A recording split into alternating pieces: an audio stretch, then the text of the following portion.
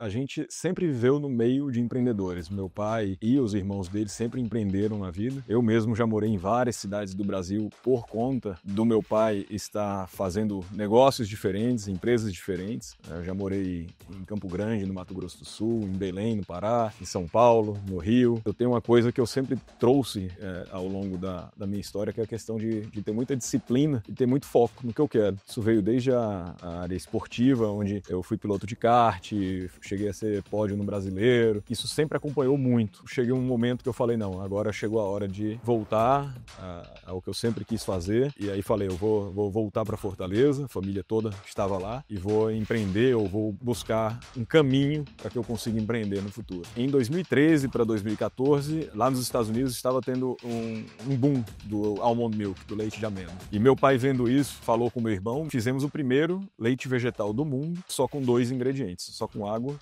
e castanha de caju. Então a gente foi a primeira marca do mundo a ter um produto tão puro como se você fosse fazer na própria casa. Misturar castanha e água e colocar ali no copo e beber. E aí nisso a XP nos ajudou aí de 19 até 20, num processo bem legal. Tivemos muita proposta interessante de fundos, muito maiores do que o que a gente acabou fechando. Percebemos aí que nós poderíamos ser algo muito maior. Poderíamos trazer produtos saudáveis para melhorar a vida das pessoas, a saúde das pessoas através do alimento. 90% do público praticamente hoje é um público que quer se alimentar de uma forma mais saudável, de que viu ali uma oportunidade de ter uma vida mais equilibrada, e temos um plano sim de chegar a 1 bilhão de faturamento até 2030. Uma pessoa que está suando na praia, pessoa que está trabalhando no escritório, a hidratação ela passa a fazer parte do dia a dia de todo mundo. A história da tal da castanha começou muito tempo antes da empresa existir. Foi quando Antônio José Carvalho comprou uma pequena fábrica de castanhas de caju no Ceará, a Amêndoas do Brasil. Foi nesse ambiente que os seus filhos, Felipe e Rodrigo, cresceram e também desenvolveram a vontade de empreender. Eles acabaram indo para o mesmo lado que o pai, mas um pouco diferente. Eles resolveram transformar a castanha em leite.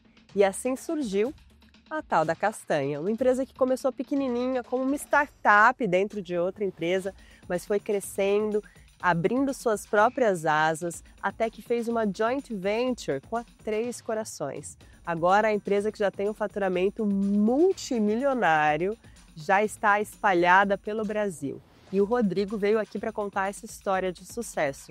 Eu sou a Mari Amaro, roteirista e apresentadora, e este aqui é o Do Zero ao Topo, o programa que conta a história e os desafios dos homens e mulheres por trás das grandes empresas do Brasil.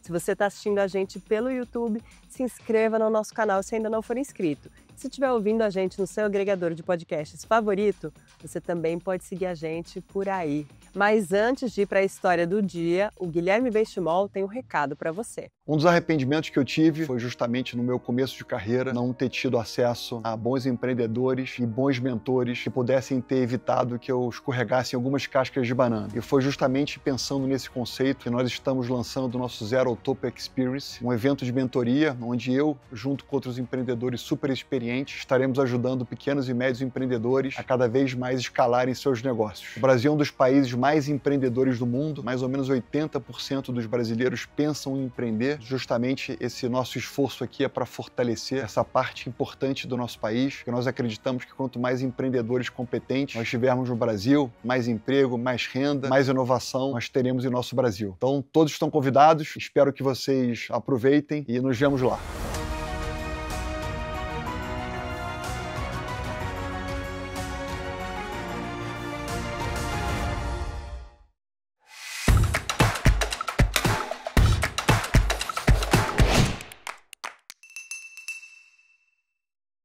Rodrigo, muito obrigada por ter aceitado o convite para vir aqui hoje no Do Zero ao Topo para contar um pouco da sua história e da sua empresa. Eu que agradeço pelo convite, é um prazer estar aqui com você. Obrigada. Mas eu queria começar ouvindo um pouco da sua história, que começa bem antes da empresa, né? Você teve uma experiência de empreendedorismo dentro de casa, com Sem seu dúvida. pai. Como que isso influenciou você e o seu irmão nessa jornada empreendedora de vocês? Interessante essa pergunta. A gente sempre viveu no meio de empreendedores. Meu pai e os irmãos dele sempre empreenderam na vida. Eu mesmo já morei em várias cidades do Brasil por conta do meu pai estar fazendo negócios diferentes, empresas diferentes. Eu já morei em Campo Grande, no Mato Grosso do Sul, em Belém, no Pará, em São Paulo, no Rio, em Fortaleza, né? Sempre realmente onde meu pai estava se mudando atrás de novos negócios ou para participar de novos negócios. E isso vai moldando um pouco, né, do que a gente espera ser no futuro. E desde que eu era pequeno ainda, acho que com 10 anos, 11 anos, eu já imaginava o que eu queria fazer, né? Eu já pensava em querer empreender, em querer ser empresário e tinha uma coisa muito clara na minha cabeça. Todo mundo pensando, o que eu vou fazer no vestibular, né? Qual é o vestibular que eu vou prestar, se é faculdade A, B ou C. E eu já tinha na minha mente o que eu queria fazer, administração de empresas na GV aqui em São Paulo. E praticamente todo o meu estudo foi focado na época para fazer a GV, para passar na GV e fazer o curso de administração, e foi o que eu acabei fazendo, né, no final. Eu tenho uma coisa que eu sempre trouxe ao longo da minha história, que é a questão de ter muita disciplina e ter muito foco no que eu quero.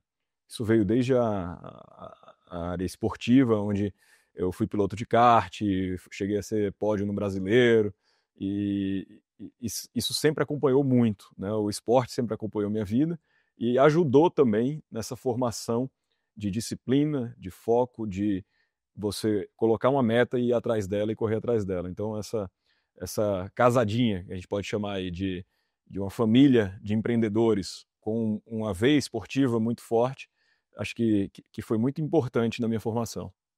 E você não pensou em seguir uma carreira como um atleta profissional, ir para o esporte mesmo? Pensei, foi um grande dilema isso na época que eu estava próximo já a entrar na faculdade, né? Se eu continuava a minha carreira no kart e a partir daí ia buscar fórmulas e chegar na Fórmula 1 de alguma forma, ou se eu entrava na faculdade para valer e cursava o que eu sempre tinha sonhado. E aí no final não foi uma decisão tão difícil assim, porque você chegar na Fórmula 1 é muito difícil, precisa de muito dinheiro, né? É algo que é bem complexo, não só pela grana, mas pela questão política, por ser longe de casa, por você ter que morar em outro país. E tão poucos pilotos, né, participam num grid de Fórmula 1, diferente, por exemplo, de jogador de futebol, que tem milhões de jogadores em vários times no mundo. E a partir daí, realmente, eu me concentrei nos meus esforços de estudar bastante, de aprender muito, né, e de focar na carreira que eu queria desde sempre. Então você veio para São Paulo para fazer a faculdade dos seus sonhos, né, para estudar administração de empresa, mas já pensando em empreender no futuro? Sim, lógico que quando você está na faculdade, surgem oportunidades.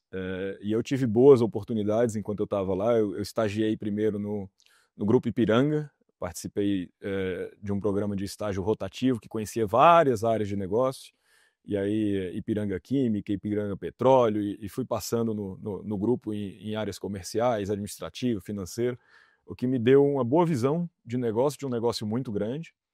E depois eu entrei como trainee no Banco BBA.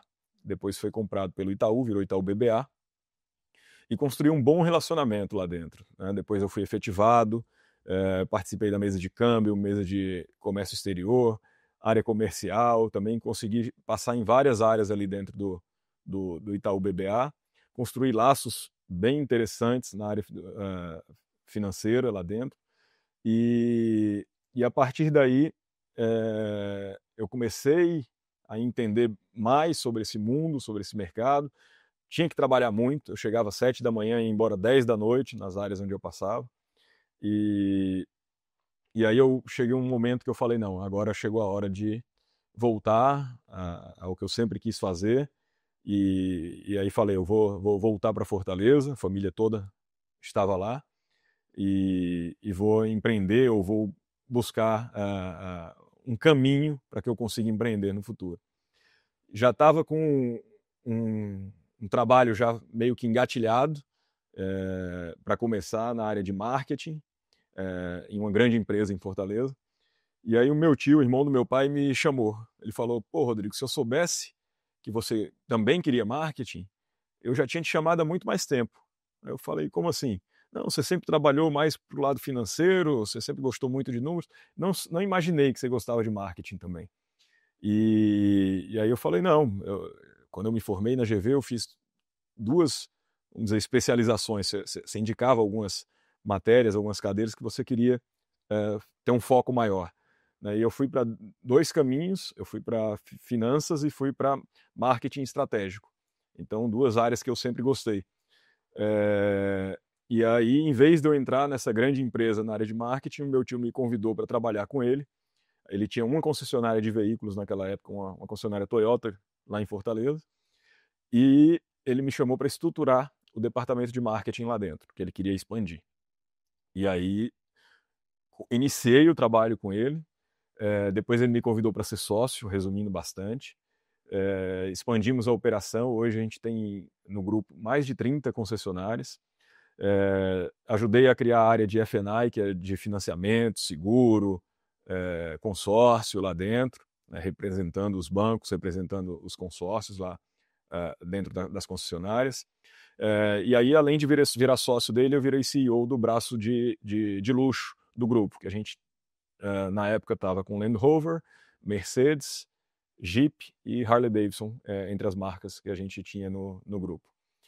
Fiquei lá até 2017, aproximadamente, quando esse projeto que nós estamos hoje, da Positive Company, estava, vamos dizer, nascendo. E aí, já entrando nesse assunto, como que nasceu? Né? De onde que veio essa história de a tal da castanha, de leite de castanha e por aí vai. Em 2013 para 2014, lá nos Estados Unidos estava tendo um boom do almond milk, do leite de amêndoa. E meu pai, vendo isso, falou com meu irmão. Meu pai tem o último empreendimento que ele está até hoje, que ele fez, foi a aquisição de uma indústria de castanha de caju no Ceará. Foi daí que a família se mudou de volta para lá. Amêndoas do Brasil. Que é Amêndoas do Brasil. E essa indústria, ela é uma indústria que ela mexe com commodity. Ela exporta principalmente 70%, 80% do faturamento. Os outros 20% a 30% são para grandes indústrias aqui no Brasil, onde a castanha de caju é usada como um insumo, como uma matéria-prima para fabricar chocolates e biscoitos e por aí vai. E ele percebeu ali que poderia agregar mais valor na indústria produzindo, né, um produto para o varejo, um leite vegetal, não de amêndoa, como era nos Estados Unidos, mas de castanha de caju. E aí o meu irmão topou o desafio e ficou entre 2013 e 2015, o Felipe ficou desenvolvendo o que iria nascer como a tal da castanha, com muita diferença para o que o americano fazia. O americano, ele praticamente tinha uma água com um pouquinho de amêndoa, muito aroma, muito aditivo, e colocava no mercado barato. E o Felipe, o meu irmão, ele é muito perfeccionista, ele sempre quer lançar o melhor produto do mundo, né? E com isso, a gente acabou superados todos os desafios para conseguir fazer um produto clean label, que era muito difícil a gente conseguir fazer no Brasil. Fizemos o primeiro leite vegetal do mundo, só com 2 ingredientes, só com água e castanha de caju. Então a gente foi a primeira marca do mundo a ter um produto tão puro como se você fosse fazer na própria casa. Misturar castanha e água e colocar ali no copo e beber, né? Então, quando você está consumindo um produto nosso, da tal da castanha, qual que é o grande diferencial? O grande diferencial é justamente esse. Ele é puro, clean label e, obviamente, que para ser, por ser clean label, por não ter aditivos, ele tem muito mais do que importa, que é a castanha, que é a aveia, que é a amêndoa, né? Que é o que vai trazer a densidade nutritiva, é o que vai fazer com que as pessoas consumam algo que seja importante para elas, e não apenas colocar qualquer coisa para dentro do organismo. E assim nasceu a tal da castanha. Isso em 2017. Em 2015. 2015 começou Começou o negócio. a venda da tal da castanha, em 2015. E aí você, então, em 2017, vendo o negócio nascer ali, finalmente atendeu ao chamado e foi também para essa empreitada familiar. Assim, era uma decisão para mim difícil, né? Porque eu tinha uma vida já bem estabilizada, estava numa posição muito confortável, tinha um salário bom, além de dividendos, de ser sócio do negócio. Então eu tinha que optar por largar tudo aquilo que eu já estava ali de estabilidade, de construção, que já tinha sido feito, para assumir um papel em um negócio que era embrionário e que a gente ainda tinha que lutar para fazê-lo crescer. Mas, passados esses 2 primeiros anos, a gente entendeu que o chamado do mercado ele era muito grande. A tal da castanha ela foi uma das pioneiras de leite vegetal no Brasil, mas não só isso, como eu falei, ela foi uma das primeiras marcas do mundo a ser clean label de verdade, e isso fez com que muita gente começasse a falar da gente, né? Principalmente os prescritores, de maneira geral, nutricionistas puxando a fila, que mostravam para as pessoas que aquele produto era realmente um produto saudável. Não era mais um produto que chegava falando que era saudável, mas no final você entendia que não era. E essa verdade que a gente trazia na marca, no produto, fez com que as pessoas realmente se interessassem por ele. O sabor, que era muito diferente do que existia na época, porque a maioria na época que existia no Brasil era leite de soja, então o sabor muito diferente do que tinha. E, ao mesmo tempo, muita gente naquela época já intolerante à lactose ou buscando ter uma alimentação mais voltada para o veganismo, para o vegetarianismo. Então, o nosso público inicial, em grande parte, era aquele público que já consumia um leite de soja sem gostar, pelo sabor, e que tinha algum tipo de necessidade de consumir um leite vegetal, né? A necessidade por alergia, por intolerância, ou por alimentação, por ser vegano, vegetariano, que precisava daquele tipo de produto. Era um mercado bem menor. De 2015 até 2017, a gente tinha muito pouco esforço comercial, a empresa era uma marca incubada dentro da indústria ainda, a gente não era uma empresa formada. Vocês nasceram como uma startup dentro da empresa. Da Amêndoas do Brasil, exatamente. E não tinha uma área comercial, a gente não tinha, vamos dizer, um foco na venda.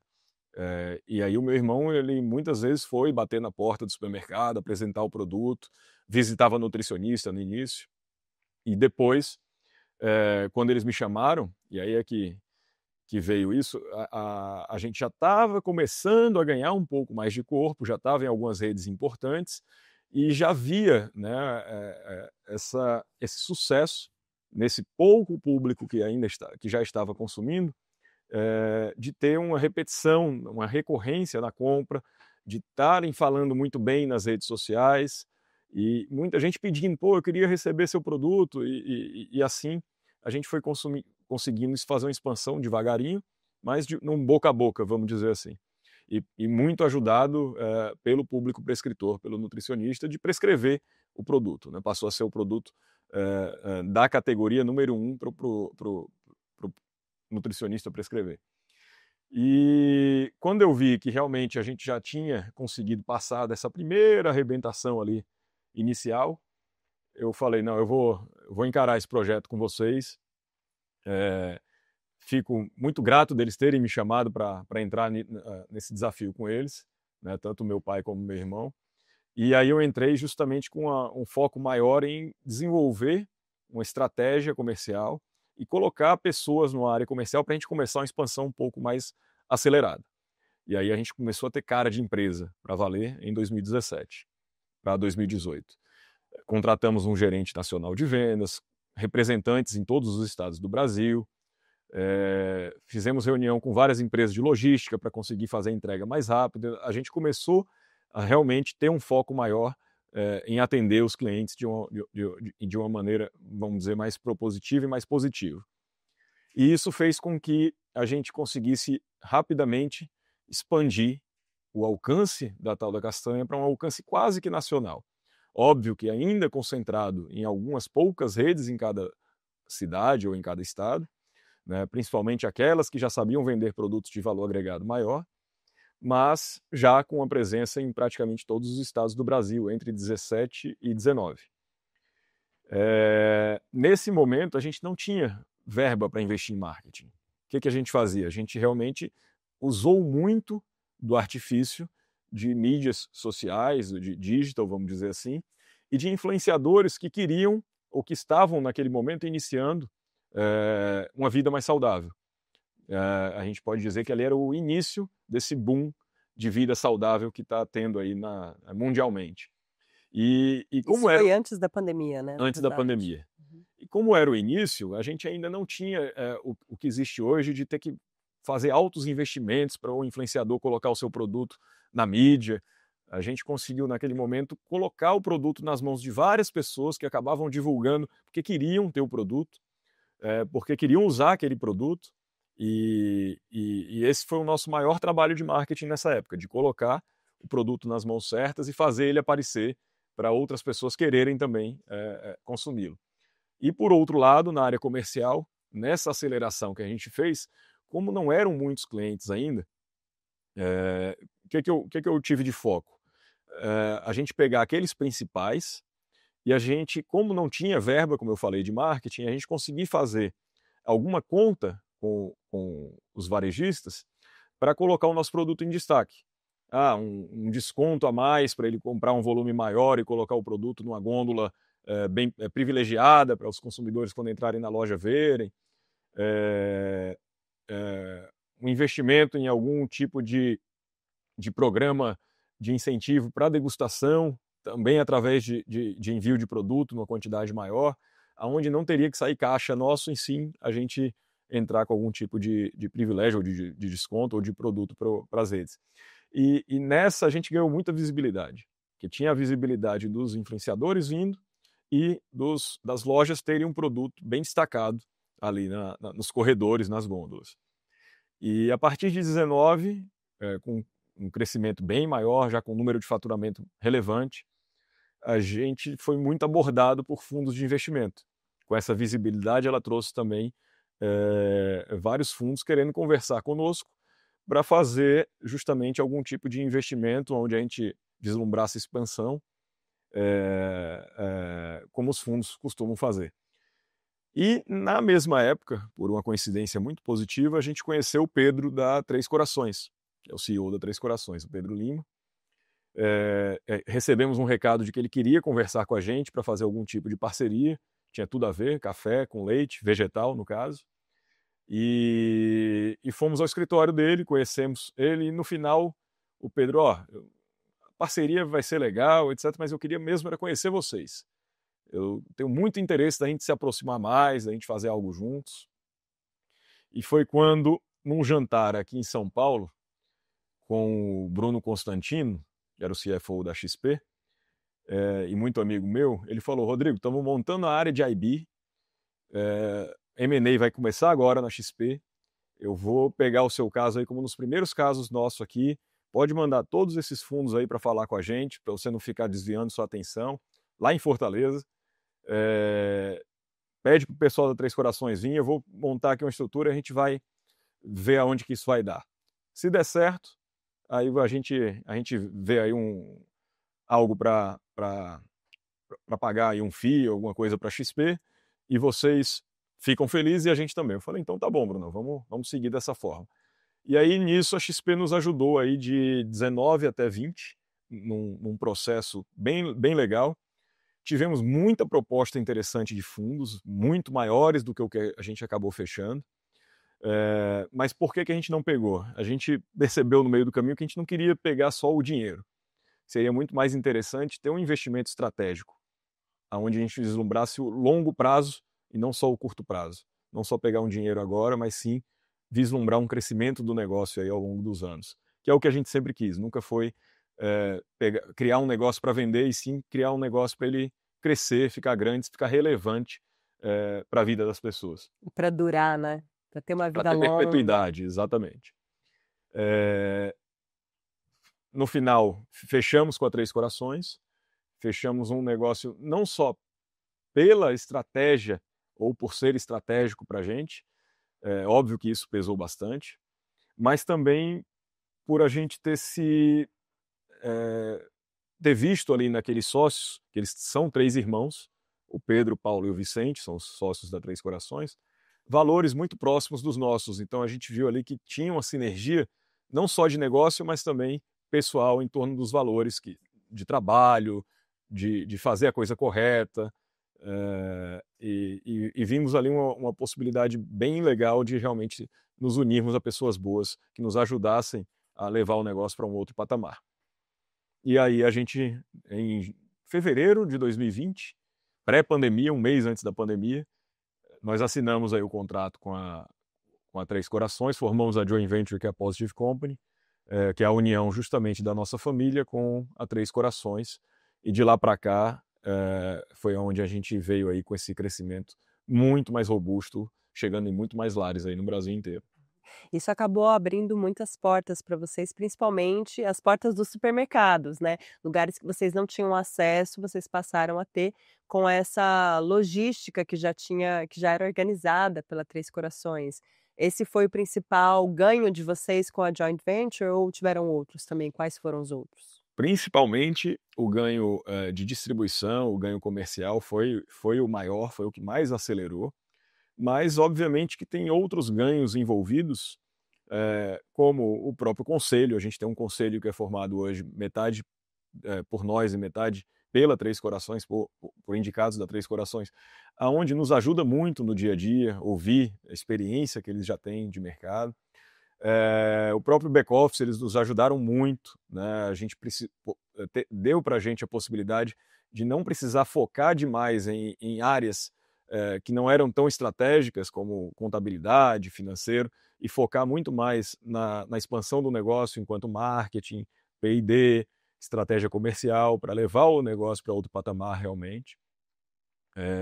E obviamente que a logística e a área comercial foi o fator que mais impulsionou. Se nós estávamos antes em quase todo o Brasil, mas só em poucas lojas em cada local, de repente a gente estava ali. A gente tinha mais ou menos 3 a 5 mil vendas, tá? Antes da Três Corações. E depois, a gente hoje está em mais ou menos 50, 60 mil pontos de venda. Então a gente teve essa expansão, essa capilarização muito grande aí através deles, que fez com que, obviamente, o produto pudesse chegar a mais locais, a mais mesas, a mais lares.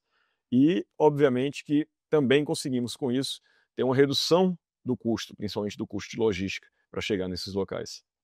E vocês também, depois dessa parceria, começaram a olhar em volta para o mercado e começaram a ir atrás de outras empresas, né? Vocês fizeram até uma aquisição, foi uma aquisição da Zaitas? É assim que fala? Da Zaya, que tem as Aitas, o snack.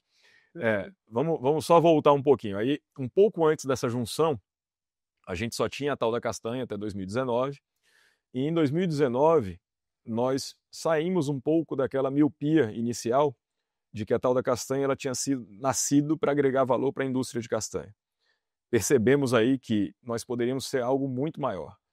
Poderíamos trazer produtos saudáveis para melhorar a vida das pessoas, a saúde das pessoas através do alimento. E o Felipe, muito antenado sempre, buscando produtos novos, buscando o que pode ser feito de melhor em mercados que já são maduros, inclusive. Ele viu um gap muito grande, aí, uma lacuna no mercado de isotônico, que as pessoas praticam exercício geralmente para ter mais saúde, transpiram, etc., para ganhar condicionamento físico, e no final elas estavam se hidratando com produtos cheios de aditivos artificiais, corantes, açúcar, o que não combina muito com o cara que está querendo cuidar da saúde. E foi aí que nasceu o Jungle em 2019, que é a nossa bebida de hidratação funcional, onde não leva nada disso, feita com água de coco, suco de fruta e tapioca. Então sempre tem também essa pegada de trazer ingredientes locais e entender como que a sinergia entre esses ingredientes podem fazer mais para o nosso corpo, para a nossa saúde. E aí nasce o Jungle como o segundo produto, segunda marca nossa, né, em 2019.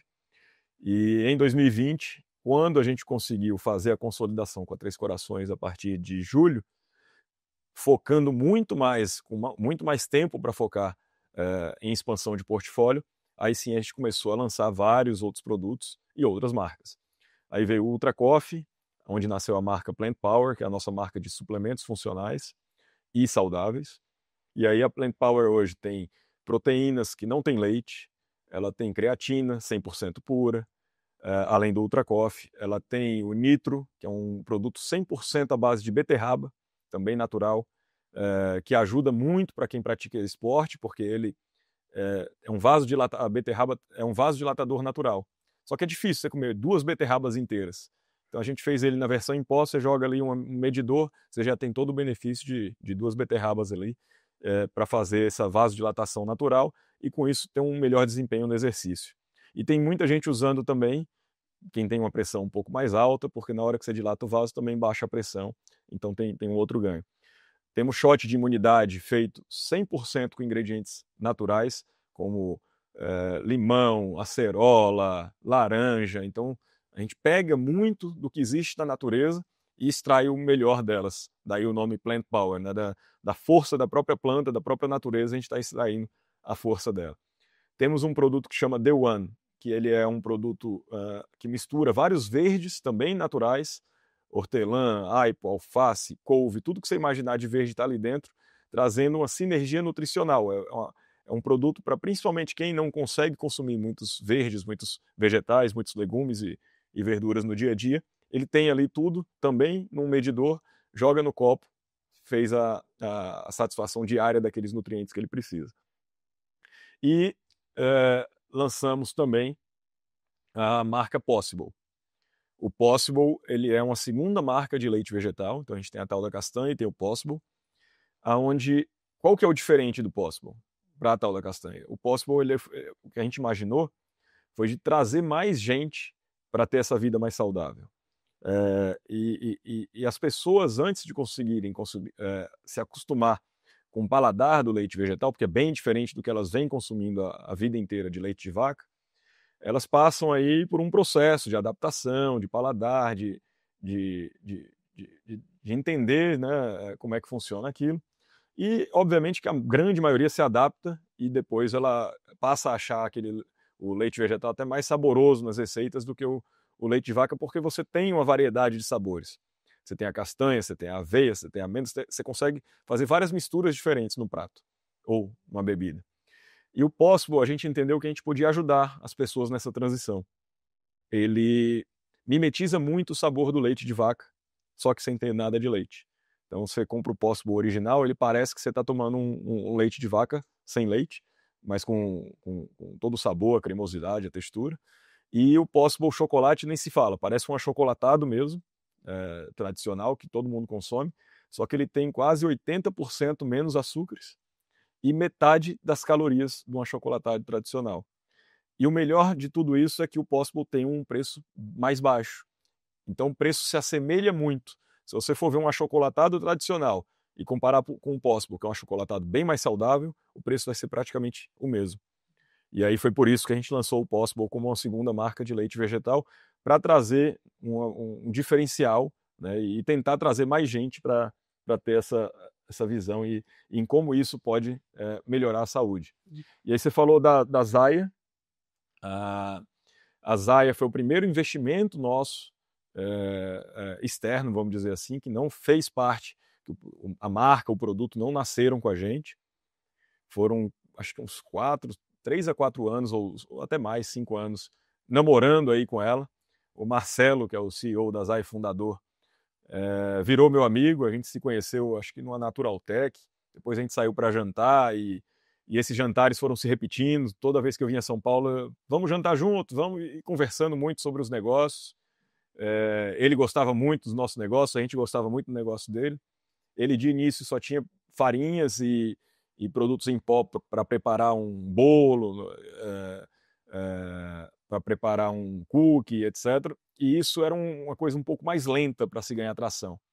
E ele teve a grande sacada de usar a própria farinha dele, que é a farinha Zaya, que é uma farinha sem glúten, com grande diferencial de ser sem glúten, para fabricar um snack, que é as Zaitas. Algumas pessoas chamam de Zaitas também. Não tem certo. Zaitas. E aí a Zaya ou Zaitas são snacks saudáveis, sem leite e sem glúten, feito com a farinha Zaya, que ele viu, então se as pessoas têm mais dificuldade de pegar a farinha para fazer alguma coisa, vou entregar algo pronto, um snack saudável. E aí esse produto realmente ele cresceu muito mais rápido. ele conseguiu mudar de patamar de tamanho de empresa e passou a fazer muito sentido a Zaya fazer parte do portfólio da Positive Company como uma nova avenida de crescimento para a gente. Até então, a gente tinha os leites vegetais, os suplementos naturais e saudáveis, a hidratação com Jungle, mas a gente não tinha snacks. E os snacks são um mercado gigantesco aqui no Brasil. Então passou a fazer muito sentido e no final do ano passado, agora no final de 24, fizemos a aquisição de uma parte da Zaya, o Marcelo ainda ficou com uma parte da empresa e toca a empresa, ela é meio que independente hoje, a gestão, mas ela passa a fazer parte do nosso portfólio, passa a fazer parte da nossa distribuição e com isso estamos finalizando agora toda a consolidação de sistemas, de investimento na fábrica para aumentar a capacidade e a partir de setembro agora deve-se elevar muito o volume de produtos que vão ter nas lojas e a gente quer fazer com a Zaya a mesma coisa que aconteceu com a tal da castanha, que aconteceu com o Jungle, de sair de poucos pontos de venda para milhares de pontos de venda, reduzir o preço ao consumidor final, trabalhar com preço justo e fazer com que todo mundo tenha essa oportunidade de consumir produtos mais saudáveis, sair daquela tranqueira do dia a dia e passar a ter produtos que realmente valham a pena você estar consumindo. É bom você chegar nesse ponto, Rodrigo, porque eu queria mesmo perguntar do preço, né? Ainda é uma barreira de entrada para os produtos que vocês vendem e primeiro porque os concorrentes originais ali, o leite, por exemplo, tem uma série de incentivos também para custar o preço que custa, mas é um produto que é produzido em uma escala muito maior também. Muito maior. Então, quais são as barreiras que vocês enfrentam hoje? De que forma que vocês devem trabalhar para reduzir esse preço para o consumidor final? Muito pertinente a pergunta, até porque, vamos lá para falar da escala primeiro, né? A escala, como a gente falou antes, o público consumidor do leite vegetal era basicamente o público que tinha alguma restrição alimentar, seja por opção, veganismo, vegetarianismo, seja por alergia e intolerância. Esse público, ele é um público muito especial e muito importante para a gente hoje, mas ele representa hoje cerca de 8 a 9% do público. 90% do público, praticamente hoje, é um público que quer se alimentar de uma forma mais saudável, de que viu ali uma oportunidade de ter uma vida mais equilibrada. E então isso mostra que o mercado ele tem um potencial muito grande, né, de crescimento ainda, mas o tanto que ele já cresceu de lá para cá nessa mudança de hábito das pessoas. E a escala ela vem melhorando muito. O Brasil, o consumo de leite vegetal no Brasil ainda é pequeno, justamente pelo preço, é um dos fatores principais. Nos Estados Unidos, o mercado de leite vegetal chega a 20, 25% do total do mercado de leites. No Brasil, esse tamanho é de 3 a 5%, então realmente a gente ainda tem uma oportunidade muito grande para capturar, mas passa pela questão de preço. Nos Estados Unidos, como não há incentivos fiscais diferentes, o preço de leite vegetal e do leite comum ele é muito próximo, não tem essa diferença toda. No Brasil, a gente tem opostos. O leite animal ele tem incentivos onde ele passa, em muitos estados, a não pagar imposto. Ele tem incentivos que zeram a carga tributária.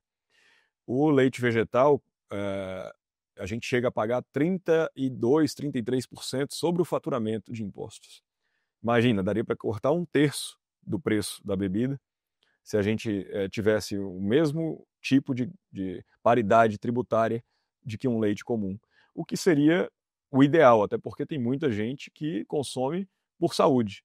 E não faz sentido tributar um produto tão alto, né, de maneira tão alta, se é um produto que vai fazer bem para a saúde da população, que vai fazer com que a população adoeça menos e assim por diante. O ideal seria tributar mais produtos que são ofensivos à saúde, ofensores à saúde, não? Mas não é isso que acontece. Então a gente paga uma alta carga tributária e o leite animal paga uma carga tributária pequena, daí a diferença tão grande de preço. Então tem uma grande parte que é a tributação, que é mais difícil de resolver, mas nós estamos lutando para isso. Não estamos parados, temos hoje uma associação com várias outras marcas de leite vegetal junto com a gente, atuando para buscar uma solução para pelo menos reduzir essa carga tributária e o produto ficar um pouco mais acessível. Porque hoje é óbvio que a gente tem público de todas as classes, porque tem gente que não tem opção, ela tem que comprar pela saúde, porque tem uma restrição alimentar e por aí vai. Mas se o preço fosse menor, o grande público que é hoje, que é aquele público que quer consumir mais saudável, ele se ampliaria muito mais, se atingiria classes um pouco menores, tendo um preço menor. E até numa conversa com o Rony, foi o fundador da Reserva, já vendeu, mas é uma pessoa altamente carismática e conhecida, ele estava me falando um dado que eu fiquei impressionado. A classe A, ela tem mais ou menos 1,5 milhão de pessoas no Brasil. Se você vem para B, já agrega mais de 15 milhões de pessoas. Então é um mercado mais de 10 vezes maior que você consegue capturar. Então um pequeno movimento você já consegue expandir muito o tamanho do seu público. E isso é algo que seria muito relevante e que a gente está lutando para que isso aconteça.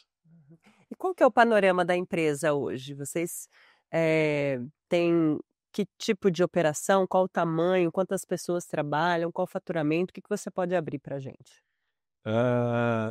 A empresa é uma empresa enxuta, a gente tem mais ou menos 60 colaboradores diretos hoje, mas como que a gente consegue ser enxuto, mesmo tendo crescido tanto?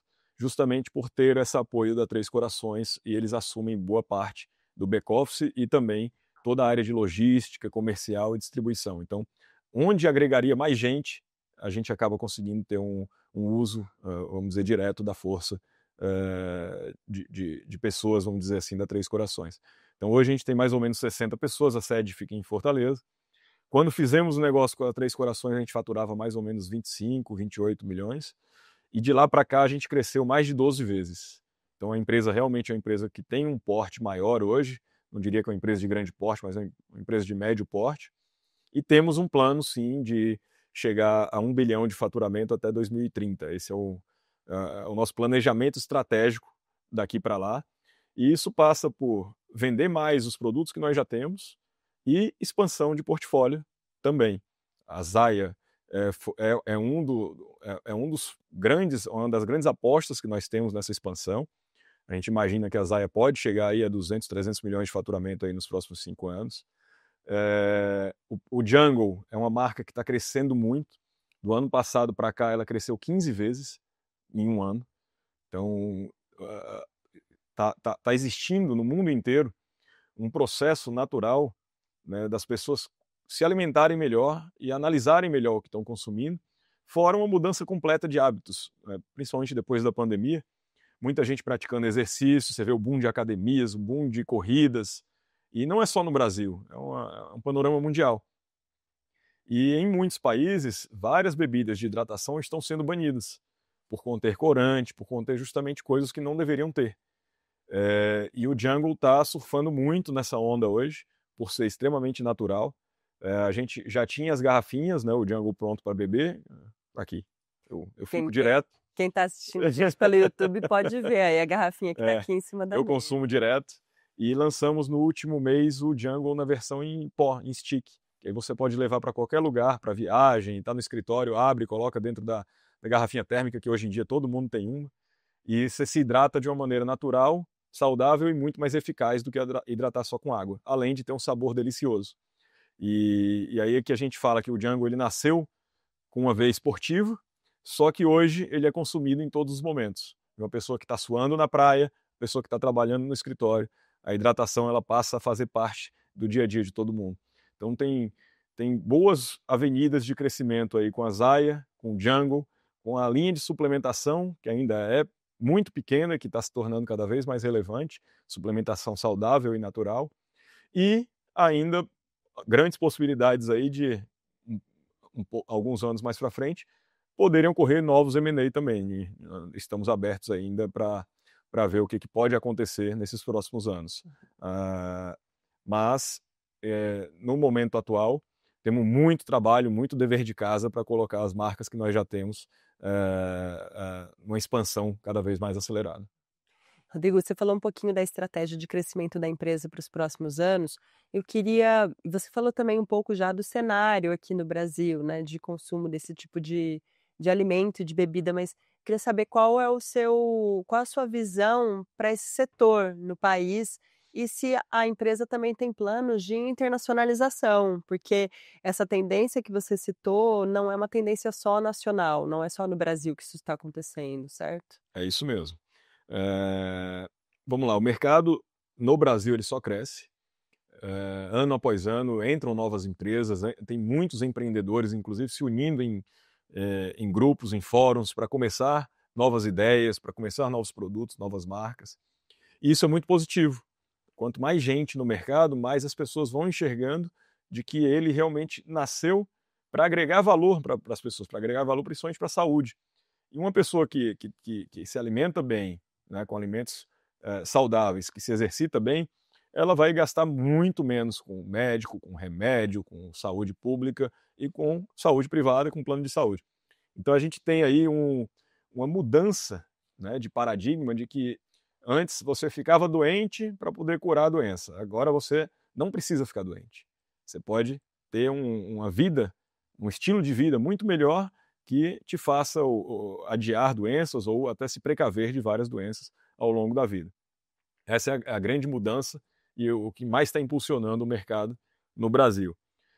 Nós nunca fomos aquelas marcas de fazer muita promessa exagerada. A gente vê muita marca nascendo com muita promessa, falando que vai mudar a sua vida do dia para a noite, que você não dormia, você vai passar a dormir, que você não tinha foco, o seu foco vai ser outro de uma hora para outra. A gente traz produtos autênticos, verdadeiros, que vão te auxiliar nesse caminho, mas nunca a gente promete coisas que o nosso produto não vai cumprir, porque há limitações, né? A alimentação ela ajuda em muita coisa, mas ela não é um milagre.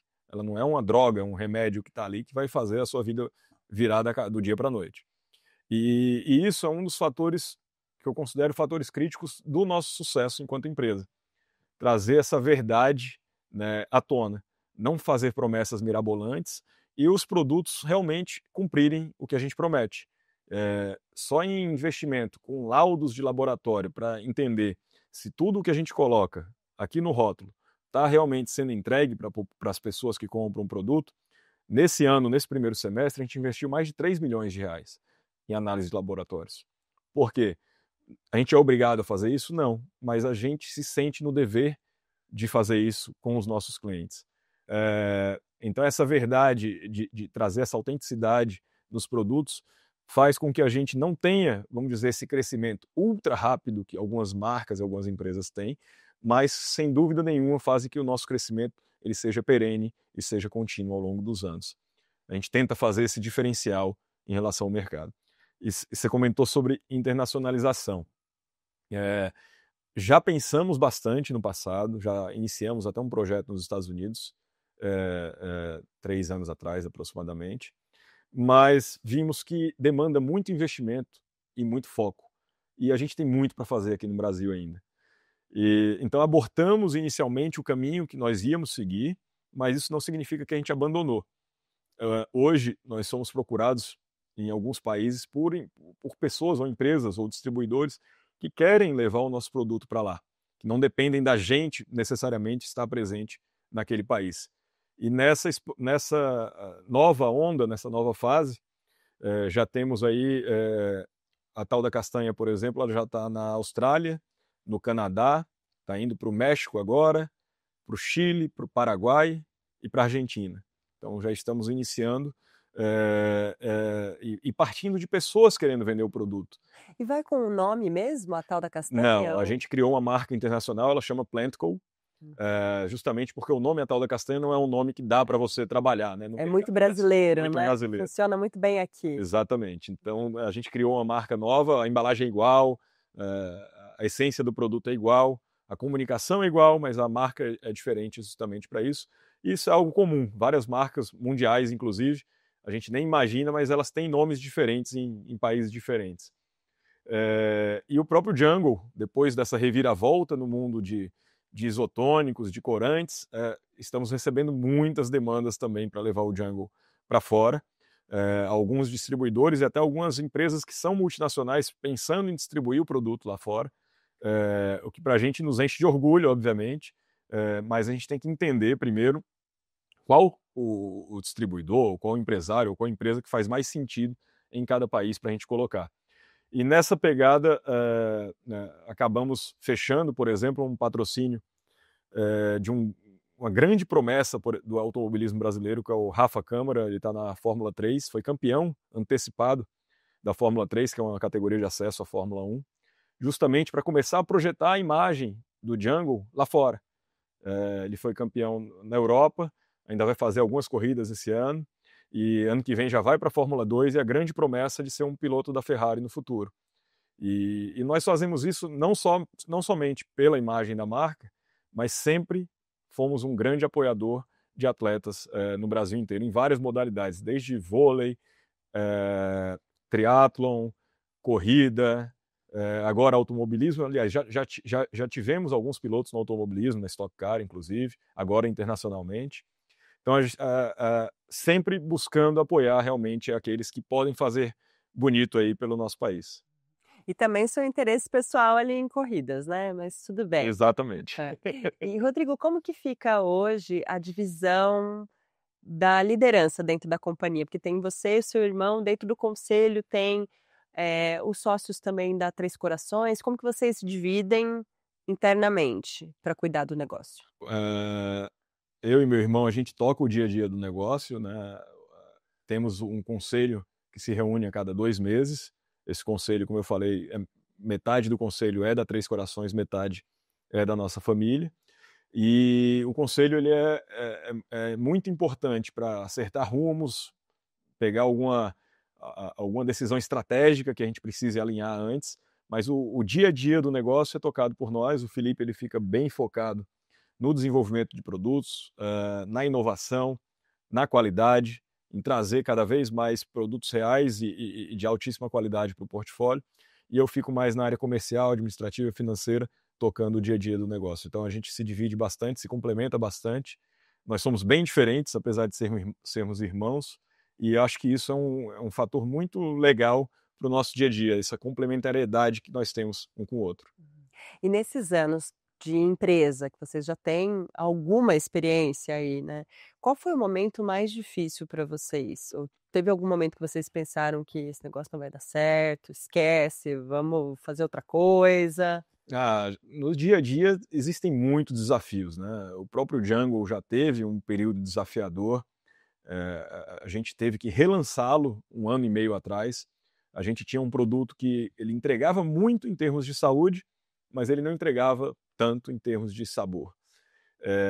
E aí a gente várias vezes fizemos reunião.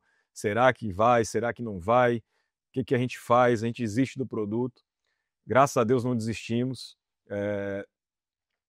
Fizemos um rebrand, fizemos uma embalagem nova, fórmula nova. Fomos para a melhor fábrica do Brasil que a gente poderia ir para fabricar o produto. E aí, quando a gente teve esse grande foco nessa mudança do produto, com um sabor muito, muito superior, a gente conseguiu decolar.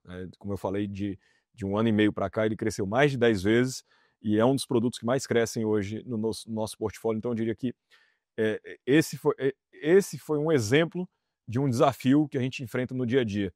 Mas como esse, tem vários, onde as decisões elas podem impactar muito o futuro do negócio. Se a gente tivesse desistido do Jungle naquela época, que quase nós desistimos, a gente teria desistido de um dos melhores produtos que temos hoje no portfólio, não só de possibilidade de crescimento, mas também de aceitação do público, nessa virada que a gente fez. Então a persistência, desde que você coloque o foco aonde está o problema e como solucioná-lo, com a visão sempre do cliente, do consumidor. Eu sendo consumidor desse produto, o que eu vou fazer? Isso traz uma diferença muito grande.